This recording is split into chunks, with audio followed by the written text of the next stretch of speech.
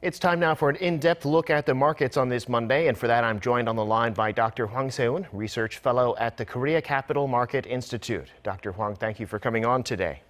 Thank you for inviting me today. Japanese Prime Minister Shinzo Abe will be pleased on Sunday to have increased his party's majority in the upper house of the Japanese legislature. What does this mean for the trade restrictions on Korea? Is there any chance they'll be withdrawn, or with significant public opposition to them, do you think any of that will be reflected in policy? Japanese Prime Minister Abe, who has pledged to take retaliatory measures against South Korea through export restriction, is expected to maintain his political stance on South Korea after the upper house election. After the victory in the national election was confirmed, Abe reiterated his political position over South Korea that it is not trade retaliation but trade restriction related to the national security issues in terms of strengthening export regulations. The reasons for Abe's prolonged export restrictions on Korea are quite clear. Prime Minister Abe appears to have his top political priority on Japan's amendment of the peace constitution, and economic disputes with South Korea could give him good reasons for the amendment of the peace constitution. Therefore, Abe's pressure on South Korea will not be weaker after the election and is likely to have negative impacts on the whitelist revision. Got it. Well, we ended last week with stocks on Wall Street down significantly. It seems there's not as much hope for a Fed rate cut bigger than 0.25%. Korean stocks also starting off the week fairly subdued. What's the story today? In Wall Street, stocks ended lower Friday and posted weekly losses as traders assessed a slew of corporate earnings report and remarks from a top Federal Reserve official.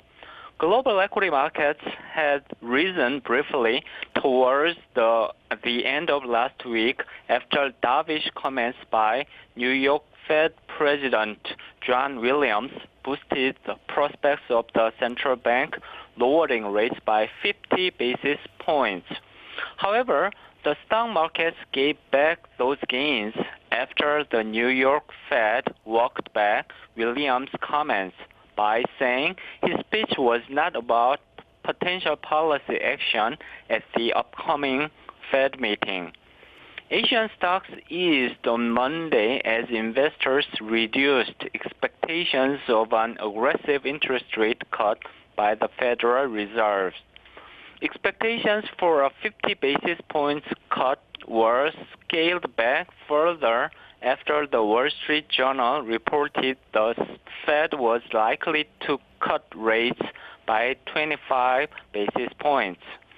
South Korea's KOSPI shed 0.05%, while Japan's Nikkei fell 0.23%.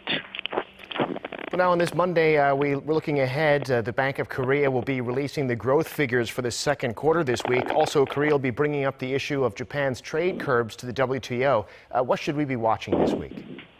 The Bank of Korea will release economic growth rate for Q2 year 2019 on this coming Thursday. The BOK has lowered its forecast for growth rate this year from 2.5% to 2.2% in last week.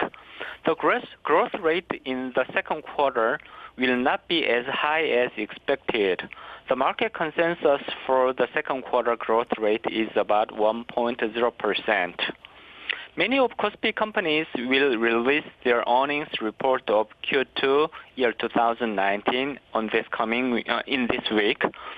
Companies releasing earnings report include Hyundai Motor Company, Uri Financial Group, J Worldwide, POSCO, Kia Motors, Samsung Biologics, LG Display, LG Chemical, Hyundai Mobis, SK Hynix, and Naver. ECB monetary policy meeting will be held on this coming Thursday.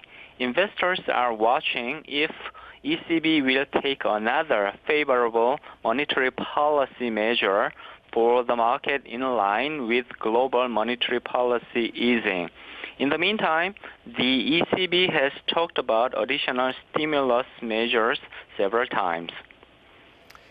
All right, Dr. Hwang, we'll have to leave it there for today. Thanks so much for coming on. Thank you for having me today.